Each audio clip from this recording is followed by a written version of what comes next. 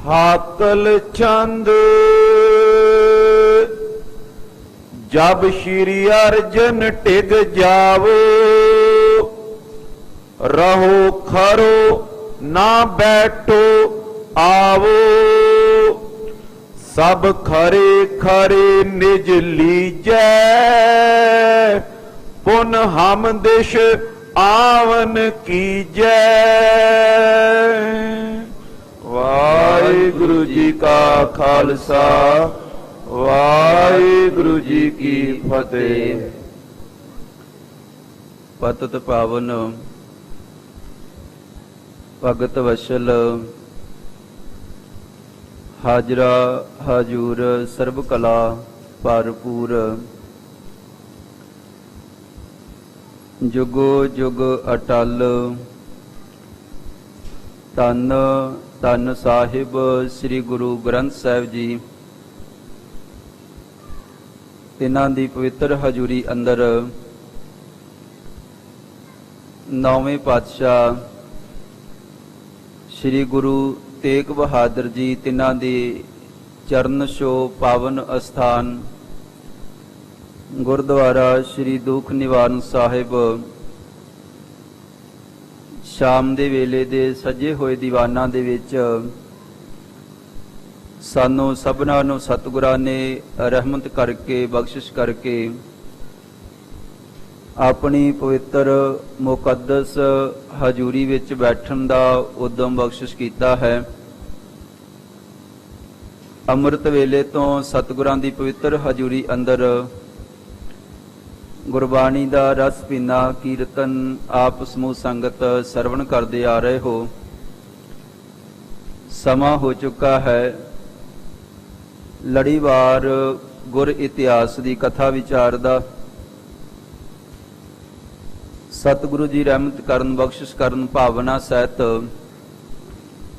असी रोजाना की तरह गुर इतिहास के नाल जुड़िए। आप समूह संगत ने शाम के दीवाना दे विच पहला चंदू का जिहड़ा प्रसंग है वो सरवण कीता है। उस तो बाद कल के दीवान दे विच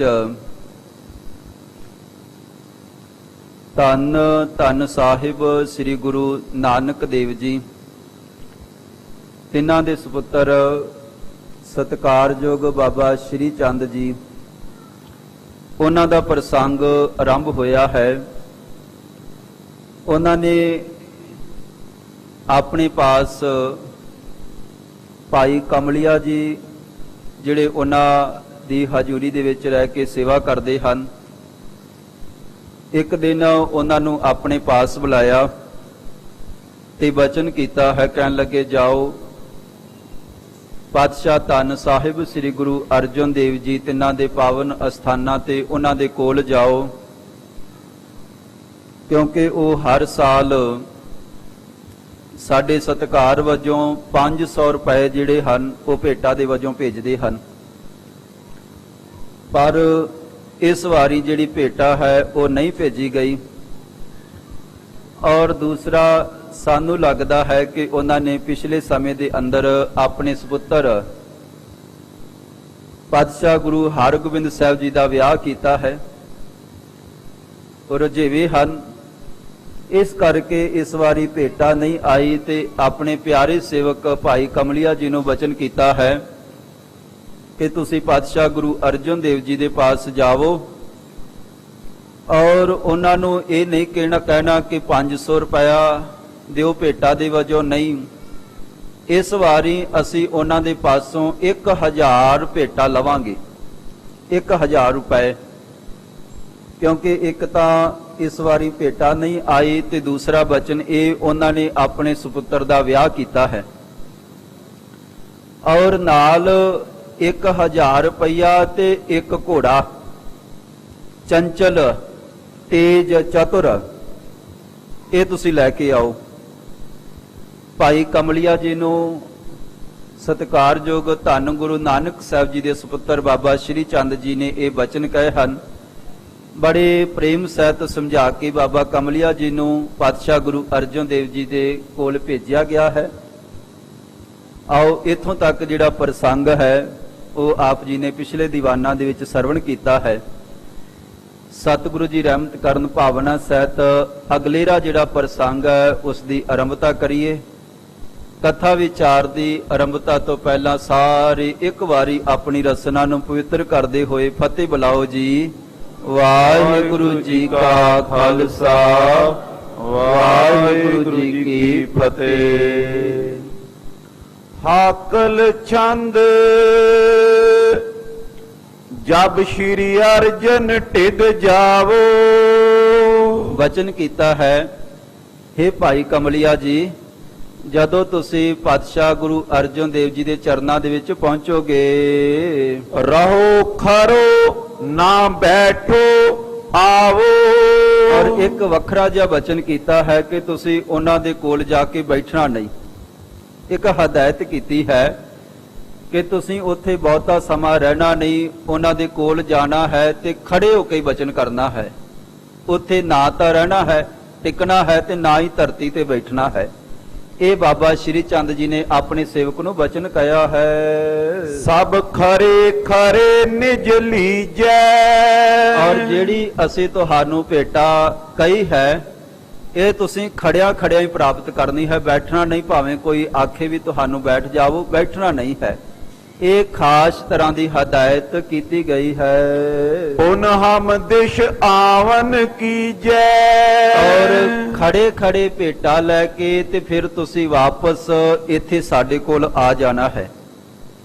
ਇਹ ਪ੍ਰੇਮ ਸਹਿਤ ਖਿਆਲ ਰੱਖਣਾ ਹੈ ਕਿ ਭਾਵੇਂ ਤੁਹਾਨੂੰ ਕੋਈ ਕਵੇ ਪਰ ਬੈਠਣਾ ਨਹੀਂ।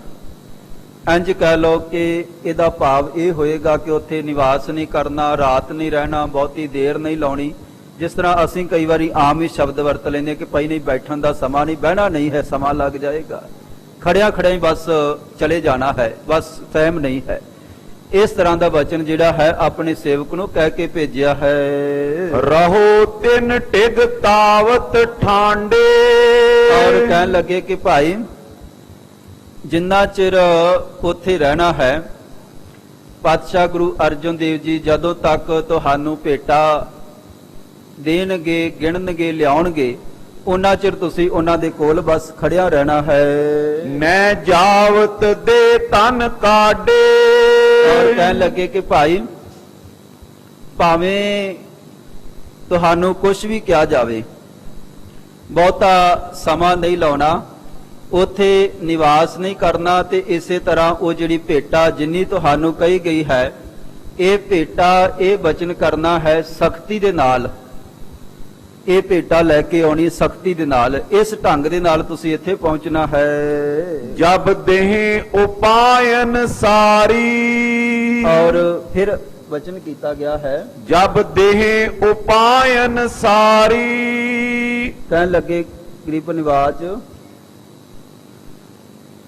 ਜਬ ਦੇਹ ਉਪਾਇਨ ਸਾਰੀ ਤਬ ਨਿਕਸੋ ਪੂਰੀ ਮਝਾਰੀ। ਔਰ ਕਹਿਣ ਲੱਗੇ ਜਦੋਂ ਫਿਰ ਸਾਰੀ ਭੇਟਾ ਤੁਹਾਨੂੰ ਪੂਰੀ ਮਿਲ ਜਾਵੇਗੀ, ਫਿਰ ਤੁਸੀਂ ਇੱਥੇ ਸਾਡੇ ਕੋਲ ਵਾਪਸ ਪਹੁੰਚ ਜਾਣਾ ਹੈ। ਸਾਰੀ ਭੇਟਾ ਲੈ ਕੇ, ਕੋਈ ਜਿੰਨੀ ਭੇਟਾ ਅਸੀਂ ਤੁਹਾਨੂੰ ਜਿਸ ਢੰਗ ਦੇ ਨਾਲ ਕਿਹਾ ਹੈ, ਇਸੇ ਢੰਗ ਦੇ ਨਾਲ ਇੱਥੇ ਪਹੁੰਚਣਾ ਹੈ। ਪੁਨ ਬੈਠੋ ਸੁਪਤੋ ਆਛੇ।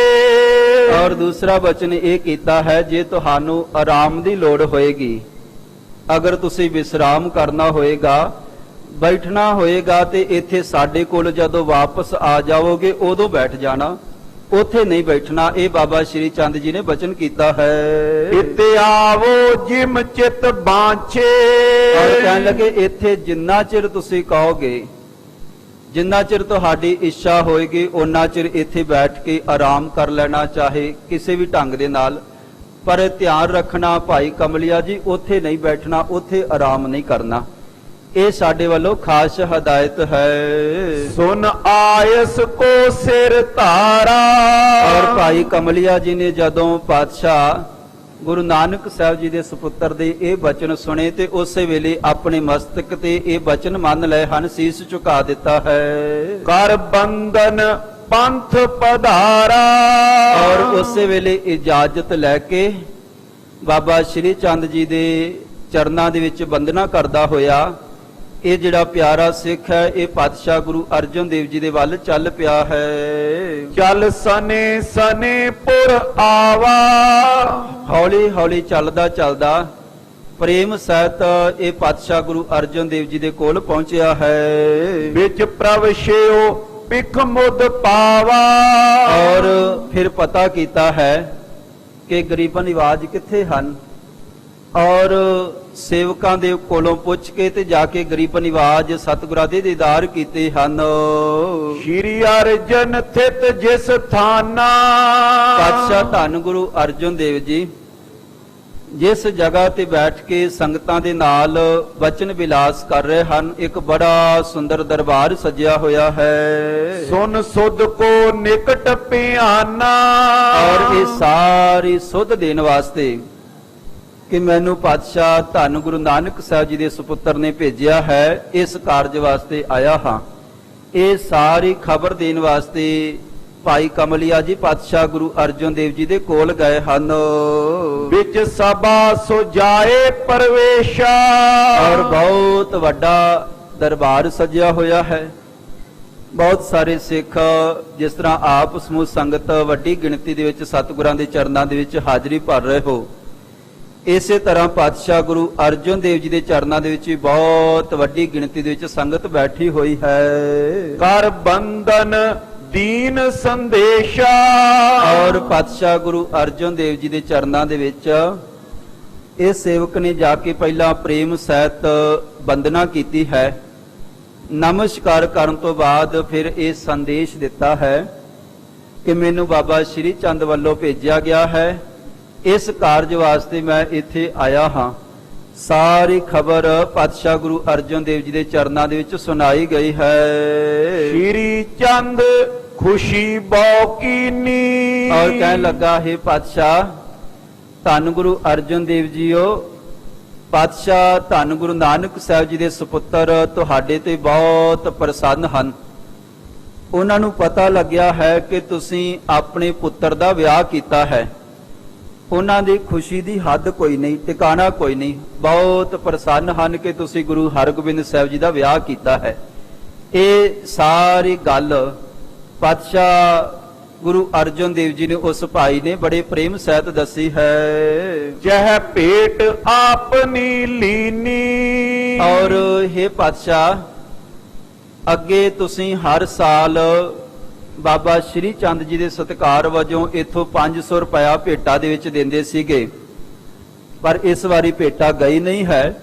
ਇਸ ਕਰਕੇ ਉਹਨਾਂ ਨੇ ਸਾਨੂੰ ਇੱਥੇ ਆਪ ਜੀ ਦੇ ਕੋਲ ਇਸ ਕਾਰਜ ਵਾਸਤੇ ਭੇਜਿਆ ਹੈ। ਇਹ ਸਾਰਾ ਕੁਝ ਦੱਸਿਆ ਗਿਆ ਹੈ। ਮਮ ਆਵਨ ਕਾਰਜ ਇਹੀ। ਔਰ ਸਤਿਗੁਰੂ ਜੀ ਹੋਰ ਕੋਈ ਪ੍ਰਯੋਜਨ ਨਹੀਂ ਹੈ, ਸਾਡਾ ਇੱਥੇ ਆਉਣ ਦਾ ਇਹੀ ਕਾਰਜ ਹੈ। ਅਸੀਂ ਕੇਵਲ ਇੱਥੇ ਭੇਟਾ ਲੈਣ ਵਾਸਤੇ ਪਹੁੰਚੇ ਹਾਂ। ਅਬ ਦੁਗਨ ਪ੍ਰਥਮ ਤੇ ਲੇਹੀ। ਔਰ ਕਹਿਣ ਲੱਗੇ, ਇੱਕ ਬਾਬਾ ਸ਼੍ਰੀ ਚੰਦ ਜੀ ਨੇ ਬਚਨ ਇਹ ਕੀਤਾ ਹੈ ਕਿ ਪਹਿਲਾਂ ਤਾਂ ਚਲੋ ਹਰ ਸਾਲ ਤੁਸੀਂ ਸਤਿਕਾਰ ਵਜੋਂ 500 ਰੁਪਇਆ ਭੇਜਦੇ ਸੀਗੇ, ਪਰ ਇਸ ਵਾਰੀ ਬਚਨ ਇਹ ਹੋਇਆ ਹੈ, ਮੈਨੂੰ ਉਹਨਾਂ ਨੇ ਹੁਕਮ ਇਹ ਕੀਤਾ ਹੈ ਕਿ ਇਸ ਵਾਰੀ 500 ਨਹੀਂ 1000 ਰੁਪਇਆ ਲੈ ਕੇ ਆਉਣਾ ਹੈ। ਉਹਨਾਂ ਸਮਿਆਂ ਦੇ ਵਿੱਚ 1000 ਰੁਪਏ ਦੀ ਬਹੁਤ ਵੱਡੀ ਕੀਮਤ ਹੋਇਆ ਕਰਦੀ ਸੀਗੀ। ਕਹਿਣ ਲੱਗੇ 500 ਨਹੀਂ, हे ਪਾਤਸ਼ਾਹ 1000 ਰੁਪਏ ਦਾ ਹੁਕਮ ਹੋਇਆ ਹੈ। ਅਰ ਲੈਨੋ ਸੰਗ ਤੁਰੰਗਾ। ਔਰ ਕੇਵਲ 1000 ਰੁਪਇਆ ਨਹੀਂ, ਉਹਦੇ ਨਾਲ ਇੱਕ ਚੰਚਲ ਇੱਕ ਤੇਜ ਘੋੜਾ ਜਿਹੜਾ ਹੈ ਉਹ ਵੀ ਲੈ ਕੇ ਜਾਵਾਂਗਾ। ਇਹ ਬਾਬਾ ਸ਼੍ਰੀ ਚੰਦ ਜੀ ਵੱਲੋਂ ਹੁਕਮ ਹੋਇਆ ਹੈ। 1000 ਰੁਪਇਆ, ਇੱਕ ਚੰਚਲ ਜਿਹੜਾ ਘੋੜਾ ਹੈ ਉਹ ਸਾਨੂੰ ਦੇਵੋ ਭੇਟਾ ਦੇ ਵਜੋਂ। ਪਾਤਸ਼ਾਹ ਗੁਰੂ ਅਰਜਨ ਦੇਵ ਜੀ ਦੇ ਚਰਨਾਂ ਦੇ ਵਿੱਚ ਇਹ ਬੇਨਤੀ ਜਾ ਕੇ ਭਾਈ ਕਮਲਿਆ ਜੀ ਨੇ ਕੀਤੀ ਹੈ। ਹੈ ਕਾਰਣ ਵਿਆਹ ਉਮੰਗਾ। ਔਰ ਇਹ ਜਿਹੜੀ ਭੇਟਾ ਹੈ ਉਹਨਾਂ ਨੇ ਜਿਹੜਾ ਤੁਸੀਂ ਵਿਆਹ ਕੀਤਾ ਹੈ ਇਸ ਦੀ ਖੁਸ਼ੀ ਦੇ ਵਿੱਚ ਮੰਗੀ ਹੈ। ਪਹਿਲਾਂ ਤਾਂ ਚਲੋ 500 ਰੁਪਇਆ ਹੀ ਆਪ ਜੀ ਭੇਜ ਦਿੰਦੇ ਸੀਗੇ, ਪਰ ਇਸ ਵਾਰੀ ਇੱਕ ਘੋੜਾ ਤੇ 500 ਰੁਪਇਆ ਵੱਧ। ਇਹ ਕਿਉਂਕਿ ਆਪ ਜੀ ਦੇ ਘਰ ਬਹੁਤ ਭਾਗਾਂ ਵਾਲਾ ਸਮਾਂ, ਖੁਸ਼ੀਆਂ ਵਾਲਾ ਸਮਾਂ ਆਇਆ ਹੈ। ਤੁਸੀਂ ਆਪਣੇ ਸੁਪੁੱਤਰ ਦਾ ਬਹੁਤ ਸੁੰਦਰ ਢੰਗ ਦੇ ਨਾਲ ਵਿਆਹ ਕੀਤਾ ਹੈ। ਇਸ ਖੁਸ਼ੀ ਦੇ ਵਿੱਚ ਅਸੀਂ ਇਹ ਭੇਟਾ ਲੈ ਕੇ ਜਾਵਾਂਗੇ। तुम दियो न बिलम लगाई। ਔਰ ਪਾਤਸ਼ਾਹ ਇਹ ਬਚਨ ਹੋਇਆ ਹੈ ਕਿ ਤੁਸੀਂ ਇਹ ਭੇਟਾ ਦੇਵੋ ਤੇ ਟਾਈਮ ਬਹੁਤੀ ਦੇਰ ਨਹੀਂ ਲਾਉਣੀ ਹੈ। ਜਲਦੀ ਇਹ ਜਿਹੜੀ ਭੇਟਾ ਹੈ ਇਹ ਤੁਸੀਂ ਦੇ ਦੇਵੋ, ਕਿਉਂਕਿ ਮੈਂ ਵੀ ਇੱਥੇ ਠਹਿਰਨਾ ਨਹੀਂ।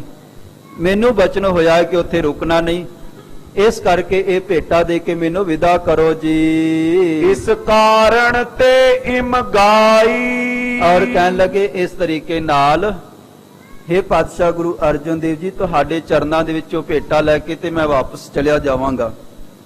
ਇਹ ਸਾਰੀ ਭੇਟਾ ਲੈ ਕੇ ਮੈਂ ਸ਼੍ਰੀ ਚੰਦ ਜੀ ਨੂੰ ਜਾ ਕੇ ਦੇਵਾਂਗਾ। लियो खरो खरो तन थाती। ਔਰ ਦੂਸਰਾ ਬਚਨ ਇਹ ਹੈ, ਇਹ ਜਿਹੜੀ ਭੇਟਾ ਹੈ ਇਹ ਮੈਂ ਖੜਾ ਖੜਾ ਲਵਾਂਗਾ। ਅਗਰ ਤੁਸੀਂ ਇਹ ਬਚਨ ਕਰੋਗੇ ਕਿ ਇੱਥੇ ਬੈਠ ਜਾਵੋ, ਮੈਂ ਬੈਠਾਂਗਾ ਨਹੀਂ, ਕਿਉਂਕਿ ਮੈਨੂੰ ਬਾਬਾ ਸ਼੍ਰੀ ਚੰਦ ਜੀ ਦਾ ਹੁਕਮ ਹੋਇਆ ਹੈ। ਔਰ ਮੈਂ ਆਪ ਜੀ ਦੇ ਚਰਨਾਂ ਦੇ ਵਿੱਚ ਪਹਿਲਾਂ ਹੀ ਬੇਨਤੀ ਕਰ ਦਿੰਦਾ ਹਾਂ ਕਿ ਮੈਨੂੰ ਬੈਠਣ ਵਾਸਤੇ ਨਾ ਕਿਉਂ, ਕਿਉਂਕਿ ਬਾਅਦ ਵਿੱਚ ਬਚਨ ਮੋੜਨਾ ਪਏਗਾ। ਕਿਉਂਕਿ ਮੈਨੂੰ ਇਹ ਹੁਕਮ ਕਰਕੇ ਭੇਜਿਆ ਹੈ ਕਿ ਉੱਥੇ ਬੈਠਣਾ ਨਹੀਂ, ਭਾਵੇਂ ਉਹ ਤੁਹਾਨੂੰ ਕਹਿਣ। ਇਸ ਕਰਕੇ ਖੜੇ ਖਲੋਤੇ ਨੂੰ, हे ਪਾਤਸ਼ਾਹ ਗੁਰੂ ਅਰਜਨ ਦੇਵ ਜੀਓ, ਇਹ ਭੇਟਾਵਾਂ ਹਾਜ਼ਰ ਕਰ ਦੇਵੋ ਜੀ। न कीजे बैठन बाती। ਔਰ ਬੈਠਣ ਵਾਸਤੇ ਮੈਨੂੰ ਹੁਕਮ ਨਾ ਕਰਿਓ ਜੀ। ਇਹ ਬਚਨ ਭਾਈ ਕਮਲਿਆ ਜੀ ਨੇ ਜਿਸ ਤਰ੍ਹਾਂ ਸ਼੍ਰੀ ਚੰਦ ਜੀ ਨੇ ਸਮਝਾ ਕੇ ਭੇਜਿਆ ਹੈ, ਉਸੇ ਤਰ੍ਹਾਂ ਇਹ ਬੇਨਤੀ ਜਾ ਕੇ ਪਾਤਸ਼ਾਹ ਜੀ ਦੇ ਚਰਨਾਂ ਦੇ ਵਿੱਚ ਕੀਤੀ ਗਈ ਹੈ। मैं आयस करो न भंगा। ਔਰ हे ਪਾਤਸ਼ਾਹ ਗੁਰੂ ਅਰਜਨ ਦੇਵ ਜੀਓ, ਇਹ ਜਿਹੜਾ ਮੈਨੂੰ ਹੁਕਮ ਹੋਇਆ ਹੈ, ਮੈਨੂੰ ਜਿਹੜੀ ਆਗਿਆ ਹੋਈ ਹੈ ਗੁਰੂ ਕੇ ਸੁਪੁੱਤਰ ਬਾਬਾ ਸ਼੍ਰੀ ਚੰਦ ਜੀ ਵੱਲੋਂ, ਇਹ ਮੈਂ ਕਦੇ ਭੰਗ ਨਹੀਂ ਕਰਾਂਗਾ। ਮੈਂ ਉਹਨਾਂ ਦਾ ਸੇਵਕ ਹਾਂ। ਅਸਲ ਦੇ ਵਿੱਚ ਜਿਹੜਾ ਸੇਵਕ ਹੈ ਉਹ ਕਦੇ ਆਪਣੇ ਗੁਰੂ ਦੇ ਹੁਕਮ ਤੋਂ ਬਾਹਰ ਨਾ ਜਾਵੇ। ਅਸਲ ਦੇ ਵਿੱਚ ਸੇਵਕ ਤਾਂ ਹੀ ਹੈ ਜੇ ਹੁਕਮ ਦੇ ਵਿੱਚ ਰਵੇ। ਤੇ ਇਹ ਬਚਨ ਕੀਤਾ ਹੈ, हे ਪਾਤਸ਼ਾਹ ਮੈਨੂੰ ਬੈਠਣ ਵਾਸਤੇ ਨਾ ਕਿਉ, ਜੇ ਮੈਂ ਬੈਠਾ ਤੇ ਮੇਰੇ ਗੁਰੂ ਦੀ ਆਗਿਆ ਜਿਹੜੀ ਹੈ ਉਹ ਭੰਗ ਹੋ ਜਾਏਗੀ, ਮੈਂ ਹੁਕਮ ਤੋਂ ਬਾਹਰ ਚਲਿਆ ਜਾਵਾਂਗਾ। ਇਸ ਕਰਕੇ ਮੈਂ ਬੈਠਾਂਗਾ ਨਹੀਂ। देहो दरब हजार तुरंगा। ਔਰ ਹੁਣੇ ਹੀ 1000 ਰੁਪਇਆ ਤੇ ਇੱਕ ਘੋੜਾ, हे ਪਾਤਸ਼ਾਹ ਜੀ ਇਹ ਹਾਜ਼ਰ ਕਰ ਦੇਵੋ, ਇੱਥੋਂ ਮੈਂ ਲੈ ਕੇ ਤੇ ਵਾਪਸ ਪਰਤ ਜਾਵਾਂਗਾ। ਇਹ ਭਾਈ ਕਮਲਿਆ ਜੀ ਨੇ ਸਤਿਗੁਰਾਂ ਦੇ ਚਰਨਾਂ ਦੇ ਵਿੱਚ ਬੇਨਤੀ ਕੀਤੀ ਹੈ। श्री अर्जन शीतल छाती। ਔਰ ਪਾਤਸ਼ਾਹ ਧੰਨ ਸਾਹਿਬ ਸ੍ਰੀ ਗੁਰੂ ਅਰਜਨ ਦੇਵ ਜੀ ਠੰਡੇ ਸੁਭਾਅ ਦੇ ਹਨ, ਦਿਆਲੂ ਛਾਤੀ ਵਾਲੇ ਹਨ। ਉਹਨਾਂ ਦੇ ਅੰਦਰ ਬਹੁਤ ਵੱਡਾ ਧੀਰਜ ਹੈ। ਬੜੇ ਪ੍ਰੇਮ ਸਹਿਤ ਇਹ ਸਾਰੇ ਬਚਨ ਪਾਤਸ਼ਾਹ ਜੀ ਨੇ ਸਰਵਣ ਕੀਤੇ ਹਨ। सुन मानत पेत इस बाती। ਔਰ ਉਸੇ ਵੇਲੇ ਕਹਿਣ ਲੱਗੇ, ਭਾਈ ਠੀਕ ਹੈ, ਸਤਿਗੁਰੂ ਸਾਹਿਬ ਸ੍ਰੀ ਗੁਰੂ ਅਰਜਨ ਦੇਵ ਜੀ ਨੇ ਬਾਬਾ ਸ਼੍ਰੀ ਚੰਦ ਜੀ ਦਾ ਬਚਨ ਮੰਨ ਲਿਆ ਹੈ। ਕਹਿਣ ਲੱਗੇ ਇਸੇ ਤਰ੍ਹਾਂ ਹੀ ਹੋਏਗਾ, ਅਸੀਂ ਤੁਹਾਨੂੰ 1000 ਰੁਪਇਆ ਤੇ ਇੱਕ ਘੋੜਾ ਦੇਵਾਂਗੇ। ਧੰਨ ਗੁਰੂ ਅਰਜਨ ਦੇਵ ਜੀ ਨੇ ਸਤਿਕਾਰਯੋਗ ਬਾਬਾ ਸ਼੍ਰੀ ਚੰਦ ਜੀ ਦਾ ਇਹ ਬਚਨ ਮੰਨ ਲਿਆ ਹੈ। कह बाक लेहो तन सारो। ਔਰ ਕਹਿਣ ਲੱਗੇ ਤੁਸੀਂ ਇਸੇ ਪ੍ਰਕਾਰ ਇਹ ਸਾਰਾ ਜਿਹੜਾ ਧਨ ਹੈ ਇਹ ਸਾਡੇ ਕੋਲੋਂ ਥੋੜੇ ਕੋ ਸਮੇਂ ਬਾਅਦ ਪ੍ਰਾਪਤ ਕਰ ਲੈਣਾ ਹੈ। अब कीजे जाए आहारो। ਕਹਿਣ ਲੱਗੇ ਉਸ ਤੋਂ ਪਹਿਲਾਂ ਜਾਓ, ਲੰਗਰ ਦੇ ਵਿੱਚ ਚਲੇ ਜਾਓ। ਤੁਸੀਂ ਦੂਰ ਤੋਂ ਸਫ਼ਰ ਕਰਦੇ ਹੋਏ ਆਏ ਹੋ, ਤ੍ਰੇਹ ਲੱਗੀ ਹੋਏਗੀ, ਪਿਆਸ ਲੱਗੀ ਹੋਏਗੀ, ਭੁੱਖ ਲੱਗੀ ਹੋਏਗੀ। ਇਸ ਕਰਕੇ ਗੁਰੂ ਘਰ ਦਾ ਲੰਗਰ ਚੱਲ ਰਿਹਾ ਹੈ।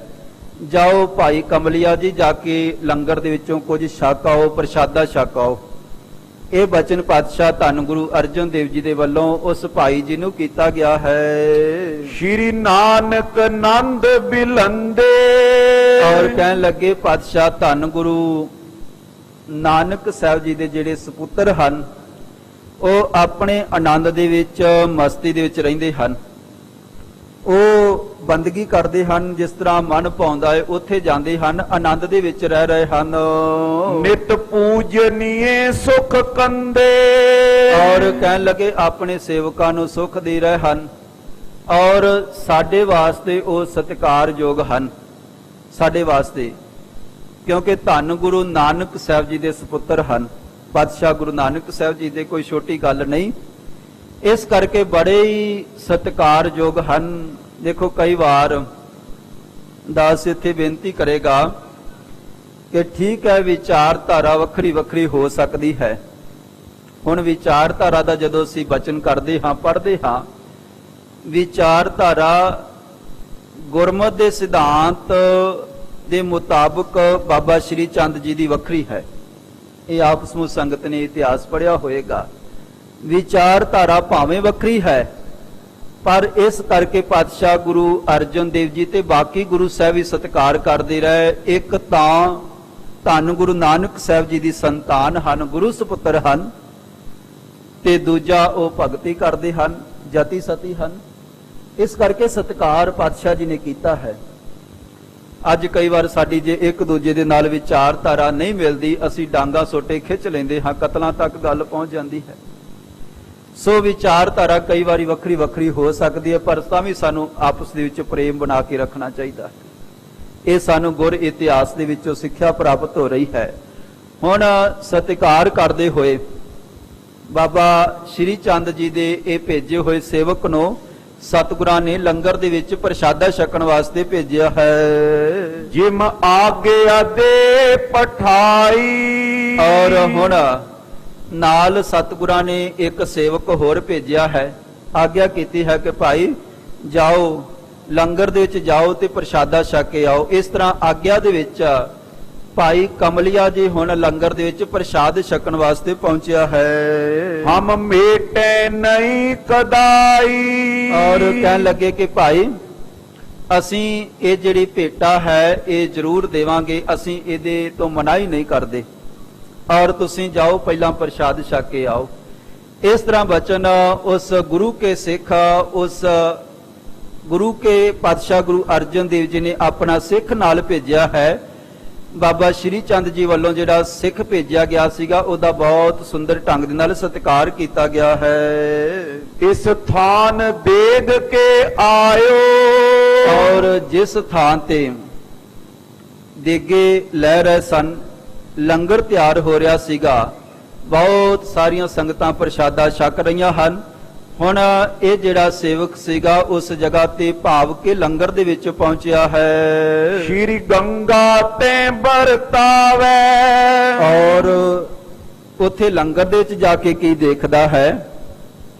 ਸਤਿਕਾਰਯੋਗ ਮਾਤਾ ਗੰਗਾ ਜੀ, ਸਹਿਬ ਪਾਤਸ਼ਾਹ ਧੰਨ ਗੁਰੂ ਅਰਜਨ ਦੇਵ ਜੀ ਦੇ ਮਹਿਲ, ਉਹਨਾਂ ਦੇ ਸੁਪਤਨੀ ਮਾਤਾ ਗੰਗਾ ਜੀ ਆਪਣੇ ਹੱਥੀ ਲੰਗਰ ਦੇ ਵਿੱਚ ਸੇਵਾ ਕਰ ਰਹੇ ਹਨ। ਆਪ ਉਹ ਸਾਰਾ ਕੁਝ ਬਣਾ ਵਰਤਾ ਰਹੇ ਹਨ। ਮਾਤਾ ਗੰਗਾ ਜੀ ਬਹੁਤ ਸੁੰਦਰ ਢੰਗ ਦੇ ਨਾਲ ਉੱਥੇ ਸੇਵਾ ਕਰ ਰਹੇ ਹਨ। ਜਿੱਥੇ ਗੁਰੂ ਘਰ ਦੇ ਵਿੱਚ ਸਿੱਖ ਸੇਵਾ ਕਰਦੇ ਹਨ, ਉੱਥੇ ਬਰਾਬਰਤਾ ਦਾ ਹੱਕ ਜਿਹੜਾ ਹੈ ਉਹ ਭੈਣਾਂ ਨੂੰ, ਬੀਬੀਆਂ ਨੂੰ ਦਿੱਤਾ ਗਿਆ ਹੈ। ਉਹ ਵੀ ਨਾਲ ਹੀ ਉਸੇ ਤਰ੍ਹਾਂ ਪੰਗਤ ਦੇ ਵਿੱਚ ਬੈਠ ਸਕਦੀਆਂ ਹਨ, ਉਸੇ ਤਰ੍ਹਾਂ ਸੇਵਾ ਕਰ ਸਕਦੀਆਂ ਹਨ। ਹੁਣ ਜਦੋਂ ਅਸੀਂ ਬੀਬੀਆਂ ਦਾ ਇਤਿਹਾਸ ਪੜ੍ਹਦੇ ਹਾਂ ਤੇ ਦਾਸ ਥੋੜਾ ਜਿਹਾ ਇਸ ਵਚਨ ਤੇ ਰੁਕਣਾ ਚਾਹੁੰਦਾ ਹੈ, ਕਿਉਂਕਿ ਜਦੋਂ ਅਸੀਂ ਧੰਨ ਗੁਰੂ ਗ੍ਰੰਥ ਸਾਹਿਬ ਜੀ ਦੀ ਪਵਿੱਤਰ ਗੁਰਬਾਣੀ ਪੜ੍ਹਦੇ ਹਾਂ ਤੇ ਗੁਰਬਾਣੀ ਦੇ ਵਿੱਚ ਬਾਬਾ ਬਲਵੰਡ ਰਾਏ ਜੀ ਨੇ ਬੜਾ ਕਮਾਲ ਦਾ ਇੱਕ ਵਚਨ ਕੀਤਾ ਹੈ। ਕਹਿਣ ਲੱਗੇ, ਦੇਖੋ ਬਲਵੰਡ ਖੀਵੀ ਨੇਕ ਜਨ, ਜਿਸ ਬਹੁਤੀ ਛਾਉ ਪਤਰਾਲੀ, ਲੰਗਰ ਦੌਲਤ ਵੰਡੀਐ, ਰਸ ਅੰਮ੍ਰਿਤ ਖੀਰ ਘਿਆਲੀ। ਉਹਨਾਂ ਨੇ ਇਹ ਵਚਨ ਕੀਤਾ ਹੈ। ਕਹਿਣ ਲੱਗੇ, ਖਡੂਰ ਸਾਹਿਬ ਜੀ ਦੀ ਪਾਵਨ ਧਰਤੀ ਤੇ ਪਾਤਸ਼ਾਹ ਗੁਰੂ ਅੰਗਦ ਸਾਹਿਬ ਜੀ ਦੇ ਸੁਪਤਨੀ ਮਾਤਾ ਖੀਵੀ ਜੀ ਆਪਣੇ ਹੱਥੀ ਉਹ ਲੰਗਰ ਤਿਆਰ ਕਰਦੇ ਸਨ ਤੇ ਉਹ ਨਾਲ ਖੀਰ ਤਿਆਰ ਕਰਿਆ ਕਰਦੇ ਸਨ। ਖੀਰ ਤਿਆਰ ਕਰਕੇ ਵੱਡੇ ਕੜਾਏ ਦੇ ਵਿੱਚ ਖੀਰ ਤਿਆਰ ਕਰਨੀ ਤੇ ਵਿੱਚ ਘਿਓ ਪਾਉਣਾ, ਘਿਓ ਪਾ ਕੇ ਤੇ ਫਿਰ ਆਪਣੇ ਹੱਥੀਂ ਤਿਆਰ ਕਰਕੇ ਖੀਰ ਤੇ ਸਾਰੀ ਸੰਗਤ ਵਿੱਚ ਛਕਾਉਣੀ। ਮਾਤਾ ਖੀਵੀ ਜੀ ਨੇ, ਮਾਤਾ ਖੀਵੀ ਜੀ ਉੱਥੇ ਲੰਗਰ ਦੇ ਵਿੱਚ ਬਹੁਤ ਵੱਡੀ ਸੇਵਾ ਕਰਿਆ ਕਰਦੇ ਸਨ। ਔਰ ਗੁਰਬਾਣੀ ਦੇ ਵਿੱਚ ਦੋ ਜਗ੍ਹਾ ਤੇ ਮਾਤਾ ਖੀਵੀ ਜੀ ਦਾ ਦੇਖੋ ਜ਼ਿਕਰ ਗੁਰਬਾਣੀ ਦੇ ਵਿੱਚ ਕੀਤਾ ਗਿਆ ਹੈ। ਬਹੁਤ ਭਾਵਨਾ ਸਹਿਤ ਉਹ ਆਈ ਹੋਈ ਸੰਗਤ ਦੀ ਸੇਵਾ ਕਰਦੇ ਸਨ। ਭਾਵੇਂ ਗੁਰੂ ਕੇ ਮਹਿਲ ਸਨ, ਖਿਆਲ ਕਰਨਾ ਬਹੁਤ ਵੱਡਾ ਸਤਿਕਾਰ ਸੀਗਾ, ਬਹੁਤ ਵੱਡਾ ਗੁਰੂ ਦੇ ਮਹਿਲ ਸਨ, ਪਰ ਉਹ ਇੰਨਾ ਸਤਿਕਾਰ ਹੋਣ ਦੇ ਬਾਵਜੂਦ ਆਪ ਲੰਗਰ ਦੇ ਵਿੱਚ ਜਾ ਕੇ ਆਪਣੇ ਹੱਥੀਂ ਸੇਵਾ ਕਰਕੇ ਤੇ ਵਰਤਾਉਂਦੇ ਸਨ। ਇਹ ਸਾਰਾ ਕੁਝ ਖੀਰ ਤਿਆਰ ਕਰਦੇ ਸਨ, ਵਿੱਚ ਘਿਓ ਪਾਉਂਦੇ ਸਨ। ਅੱਜ ਵੀ ਜਦੋਂ ਤੁਸੀਂ ਖਡੂਰ ਸਾਹਿਬ ਜੀ ਦੀ ਪਾਵਨ ਧਰਤੀ ਤੇ ਜਾਓ, ਉੱਥੇ ਲੰਗਰ ਹਾਲ ਬਣਿਆ ਹੋਇਆ ਹੈ। ਮਾਤਾ ਖੀਵੀ ਜੀ, ਉਹਨਾਂ ਦੇ ਨਾਂ ਤੇ ਲੰਗਰ ਹਾਲ ਬਣਿਆ ਹੋਇਆ ਹੈ। ਅੱਜ ਵੀ ਹੁਣ ਦੂਜਾ ਬਚਨ ਥੋੜਾ ਜਿਹਾ ਧਿਆਨ ਦੇ ਕੇ ਇਹ ਸਰਵਣ ਕਰਨਾ, ਉਸੇ ਮਰਿਆਦਾ ਨੂੰ ਮੁੱਖ ਰੱਖਦਿਆਂ ਹੋਇਆਂ, ਕਿਉਂਕਿ ਮਾਤਾ ਖੀਵੀ ਜੀ ਆਪ ਲੰਗਰ ਦੇ ਵਿੱਚ ਸੇਵਾ ਕਰਦੇ ਸਨ। ਅੱਜ ਵੀ ਉੱਥੇ ਬਹੁਤ ਨਗਰਾਂ ਦੀਆਂ ਭੈਣਾਂ ਮਾਤਾਵਾਂ ਇਕੱਤਰ ਹੋ ਕੇ ਵਾਰੀ-ਵਾਰੀ ਨਗਰ ਦੀਆਂ ਸੰਗਤਾਂ ਆ ਕੇ ਉੱਥੇ ਸੇਵਾ ਕਰਕੇ ਤੇ ਆਪ ਲੰਗਰ ਤਿਆਰ ਕੀਤਾ ਜਾਂਦਾ ਹੈ। ਅਜੋਕੇ ਸਮੇਂ ਦੇ ਵਿੱਚ ਗੁਰੂ ਘਰਾਂ ਦੇ ਵਿੱਚ ਚਾਹੀਦਾ ਤਾਂ ਸੀਗਾ ਕਿ ਆਪਾਂ ਆਪਣੇ ਹੱਥੀਂ ਸੇਵਾ ਕਰਦੇ, ਹੱਥੀਂ, ਪਰ ਐਸਾ ਨਹੀਂ ਹੋ ਰਿਹਾ। ਬਹੁਤ ਥਾਵਾਂ ਤੇ ਕਿਰਾਏ ਤੇ ਭੈਣਾਂ ਨੂੰ ਲਿਆ ਕੇ ਤੇ ਉਹਨਾਂ ਨੂੰ ਪ੍ਰਸ਼ਾਦਾ ਪਾਣੀ ਜਾਂ ਲੰਗਰ ਤਿਆਰ ਕਰਵਾਏ ਜਾਂਦੇ ਹਨ। ਕਈ ਥਾਵਾਂ ਤੇ ਪ੍ਰਸ਼ਾਦੇ ਉਹ ਬਣਾਉਂਦੀਆਂ ਹਨ। ਅਸੀਂ ਆਪ ਸੇਵਾ ਕਰਕੇ ਖੁਸ਼ ਨਹੀਂ। ਦੇਖੋ ਕਿੰਨੇ ਸਤਿਕਾਰਯੋਗ ਹਨ ਮਾਤਾ ਖੀਵੀ ਜੀ। ਉਹ ਆਪਣੇ ਹੱਥੀਂ ਪ੍ਰਸ਼ਾਦਾ ਤਿਆਰ ਕਰਦੇ ਸਨ, ਆਪਣੇ ਹੱਥੀਂ ਖੀਰ ਬਣਾਉਂਦੇ ਸਨ। ਅਸੀਂ ਇਸ ਤਰ੍ਹਾਂ ਨਹੀਂ ਕਰ ਰਹੇ। ਜੇ ਗੁਰੂ ਘਰ ਦੀ ਸੇਵਾ ਹੋ ਰਹੀ ਹੈ, ਉਹ ਵੀ ਅਸੀਂ ਕਈ ਵਾਰੀ ਕਾਰਜ ਠੇਕੇ ਤੇ ਦੇ ਦਿੰਦੇ ਹਾਂ, ਠੇਕੇ ਤੇ। ਸੋ ਬੇਨਤੀ ਹੈ ਕਿ ਠੀਕ ਹੈ, ਪਰ ਕੋਸ਼ਿਸ਼ ਕਰਿਆ ਕਰੋ ਜਦੋਂ ਕਿਸੇ ਗੁਰੂ ਘਰ ਦੇ ਵਿੱਚ ਜਾਣਾ ਹੈ ਤੇ ਇਹ ਸਾਡਾ ਮਨ ਦੇ ਵਿੱਚ ਇੱਛਾ ਹੋਵੇ ਕੁਝ ਕੁ ਸਮਾਂ ਆਪਣੇ ਹੱਥੀਂ ਬਰਤਨ ਮਾਂਜਣੇ ਹਨ, ਜਾਂ ਲੰਗਰਾਂ ਦੇ ਵਿੱਚ ਕੁਝ ਕੁ ਸਮਾਂ ਸੇਵਾ ਕਰਨੀ ਹੈ, ਜਾਂ ਜਿਹੜੀਆਂ ਇਹ ਇਮਾਰਤਾਂ ਬਣ ਰਹੀਆਂ ਹਨ, ਇਮਾਰਤਾਂ ਤਿਆਰ ਹੋ ਰਹੀਆਂ ਹਨ, ਇਹਨਾਂ ਦੇ ਵਿੱਚ ਜਾ ਕੇ ਆਪਣੇ ਹੱਥਾਂ ਦੇ ਨਾਲ ਸੇਵਾ ਕੀਤੀ ਜਾਵੇ। ਅਸੀਂ ਗੁਰੂ ਨਾਨਕ ਸਾਹਿਬ ਜੀ ਦਾ ਇਤਿਹਾਸ ਆਪ ਜੀ ਨੇ ਲੜੀਵਾਰ ਸਰਵਣ ਕੀਤਾ ਹੋਏਗਾ।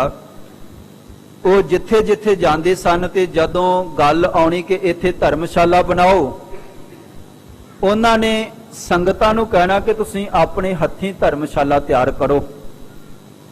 ਧਰਮਸ਼ਾਲ ਹੈ ਮਾਨਸਰ ਹੰਸ ਗੁਰਸਿੱਖ ਵਾਹੋ। ਭਾਈ ਗੁਰਦਾਸ ਜੀ ਨੇ ਵੀ ਇਹ ਜ਼ਿਕਰ ਕੀਤਾ ਹੈ ਕਿ ਹੰਸ ਜਿਹੜੀ ਧਰਮਸ਼ਾਲਾ ਹੈ ਇਹ ਮਾਨ ਸਰੋਵਰ ਦੀ ਤਰ੍ਹਾਂ ਹੈ, ਗੁਰੂ ਘਰ। ਇੱਥੇ ਆਪਣੇ ਹੱਥੀਂ ਸੇਵਾ ਕਰਨੀ ਚਾਹੀਦੀ ਹੈ। ਅੱਜ ਵੀ ਖਡੂਰ ਸਾਹਿਬ ਜੀ ਦੀ ਪਵਿੱਤਰ ਧਰਤੀ ਤੇ ਮਾਤਾ ਖੀਵੀ ਜੀ ਦੇ ਲੰਗਰ ਹਾਲ ਦੇ ਵਿੱਚ ਬਹੁਤ ਭੈਣਾਂ ਆਪਣੇ ਹੱਥੀਂ ਸੇਵਾਵਾਂ ਕਰਦੀਆਂ ਹਨ। ਅੱਜ ਵੀ ਉੱਥੇ ਵੱਡੇ ਕੜਾਏ ਦੇ ਵਿੱਚ ਜਦੋਂ ਖੀਰ ਬਣਾਈ ਜਾਂਦੀ ਹੈ ਤੇ ਮਾਤਾ ਖੀਵੀ ਜੀ ਨੂੰ ਯਾਦ ਕਰਦਿਆਂ ਹੋਇਆਂ ਉਸ ਖੀਰ ਦੇ ਵਿੱਚ 2 ਘਿਓ ਦੇ ਪੀਪੇ ਪਾ ਕੇ ਤੇ ਉਹ ਸਾਰਾ ਕੁਝ ਖੀਰ ਘਿਓ ਵਾਲੀ, ਲੰਗਰ ਦੌਲਤ ਵੰਡੀਐ ਰਸ ਅੰਮ੍ਰਿਤ ਖੀਰ ਘਿਆਲੀ, ਘਿਓ ਵਾਲੀ ਜਿਹੜੀ ਖੀਰ ਹੈ ਅੱਜ ਵੀ ਤੁਸੀਂ ਖਡੂਰ ਸਾਹਿਬ ਜੀ ਦੀ ਧਰਤੀ ਤੇ ਜਾਓ ਤੇ ਉਸ ਮਰਿਆਦਾ ਦੇ ਮੁਤਾਬਕ ਮਿਲਦੀ ਹੈ। ਤੇ ਵੱਖ-ਵੱਖ ਨਗਰਾਂ ਵਾਲੇ ਆਪ ਉੱਥੇ ਸੇਵਾ ਕਰਦੇ ਹਨ। ਬਾਬਾ ਸੇਵਾ ਸਿੰਘ ਜੀ ਕਾਰ ਸੇਵਾ ਖਡੂਰ ਸਾਹਿਬ ਵਾਲੇ ਉੱਥੇ ਸੇਵਾ ਕਰਵਾ ਰਹੇ ਹਨ। ਭਾਵ ਇਹ ਹੈ, ਕੁਝ ਥਾਵਾਂ ਤੇ ਤਾਂ ਸੰਗਤਾਂ ਦੇ ਮਨ ਦੇ ਵਿੱਚ ਬੜੀ ਭਾਵਨਾ ਹੈ, ਉਹ ਆਪਣੇ ਹੱਥੀਂ ਸੇਵਾ ਕਰਦੇ ਹਨ, ਪਰ ਕਈ ਥਾਵਾਂ ਤੇ ਅਸੀਂ ਦੇਖੋ ਆਪਣੇ ਹੱਥੀਂ ਸੇਵਾ ਨਹੀਂ ਕਰਦੇ। ਸਤਿਗੁਰੂ ਜੀ ਰਹਿਮਤ ਕਰਨ ਕਿ ਅਸੀਂ ਆਪਣੇ ਹੱਥੀਂ, ਜਿਸ ਤਰ੍ਹਾਂ ਮਾਤਾ ਗੰਗਾ ਜੀ ਸ੍ਰੀ ਅੰਮ੍ਰਿਤਸਰ ਸਾਹਿਬ ਜੀ ਦੀ ਧਰਤੀ ਤੇ ਆਪਣੇ ਹੱਥੀਂ ਸੇਵਾ ਕਰ ਰਹੇ ਹਨ। ਬਾਬਾ ਕਮਲਿਆ ਜੀ ਜਦੋਂ ਲੰਗਰ ਹਾਲ ਦੇ ਵਿੱਚ ਗਏ, ਜਾ ਕੇ ਦੇਖਿਆ ਹੈ ਮਾਤਾ ਗੰਗਾ ਜੀ ਪ੍ਰਸ਼ਾਦਾ ਵਰਤਾ ਰਹੇ ਹਨ ਤੇ ਬੜੇ ਹੈਰਾਨ ਹੋਏ, ਬੜੇ ਪ੍ਰਸੰਨ ਹੋਏ ਕਿ ਮਾਤਾ ਜੀ ਸੇਵਾ ਕਰ ਰਹੇ ਹਨ।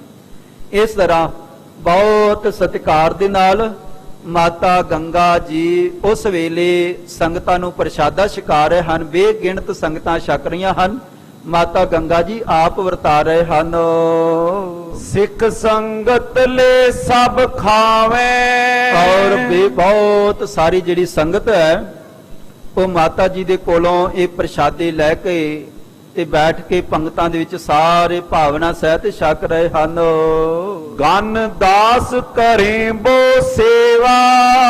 ਬਹੁਤ ਸਾਰੇ ਹੋਰ ਜਿਹੜੇ ਸੇਵਕ ਹਨ, ਪਾਤਸ਼ਾਹ ਗੁਰੂ ਅਰਜਨ ਦੇਵ ਜੀ ਦੇ ਘਰ ਦੇ ਵਿੱਚ ਰਹਿਣ ਵਾਲੇ, ਅਨੇਕਾਂ ਹੋਰ ਸ਼ਰਧਾਲੂ ਵੱਡੀ ਗਿਣਤੀ ਦੇ ਵਿੱਚ ਜਿੱਥੇ ਮਾਤਾ ਜੀ ਸੇਵਾ ਕਰ ਰਹੇ ਹਨ, ਬਹੁਤ ਸਾਰੇ ਸੇਵਕ ਵੀ ਸੇਵਾ ਕਰ ਰਹੇ ਹਨ।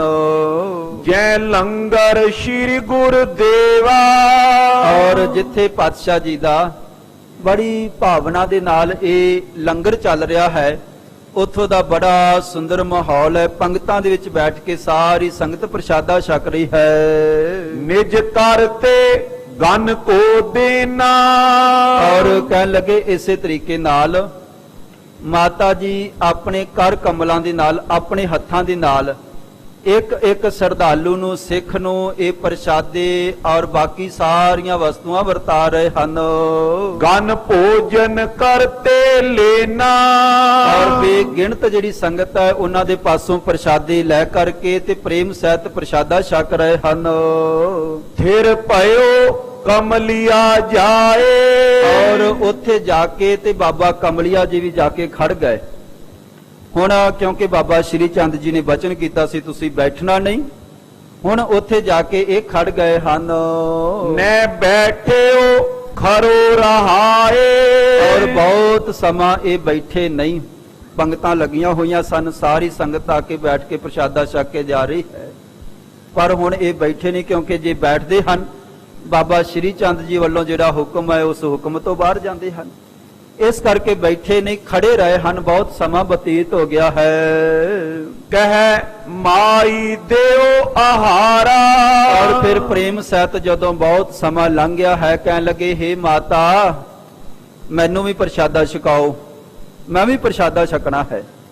ਪ੍ਰੇਮ ਸਹਿਤ ਫਿਰ ਕਿਉਂਕਿ ਬਹੁਤ ਸਮਾਂ ਖੜੇ ਰਹੇ, ਹੁਣ ਮਾਤਾ ਜੀ ਉਹਨਾਂ ਨੂੰ ਪ੍ਰਸ਼ਾਦਾ ਛਕਾ ਰਹੇ ਸਨ ਜਿਹੜੇ ਪੰਗਤਾਂ ਦੇ ਵਿੱਚ ਬੈਠੇ ਸਨ, ਖੜਿਆਂ ਨੂੰ ਨਹੀਂ। ਹੁਣ ਇਹ ਜਦੋਂ ਬਹੁਤ ਸਮਾਂ ਖੜਿਆ ਰਿਹਾ, ਫਿਰ ਇਸ ਨੇ ਬਾਅਦ ਵਿੱਚ ਇਹ ਆਵਾਜ਼ ਦੇ ਕੇ ਕਿਹਾ ਹੈ ਹੇ ਮਾਤਾ ਜੀ ਮੈਨੂੰ ਵੀ ਪ੍ਰਸ਼ਾਦਾ ਛਕਾਵੋ ਜੀ। ਅਚ ਲੇਵੋ ਮੈਂ ਇਸ ਬਾਰਾ। ਔਰ ਮੈਂ ਇੱਥੇ ਖੜ ਕੇ ਤੇ ਭੋਜਨ ਕਰਾਂਗਾ, ਛਕਾਂਗਾ, ਮੈਂ ਇਸੇ ਤਰ੍ਹਾਂ ਛਕਣਾ ਹੈ, ਇਸ ਕਰਕੇ ਮੈਨੂੰ ਭੋਜਨ ਦਿੱਤਾ ਜਾਵੇ। ਕੁਛ ਮਾਤਾ ਰੁਖ ਨੇ ਕੀਨਾ।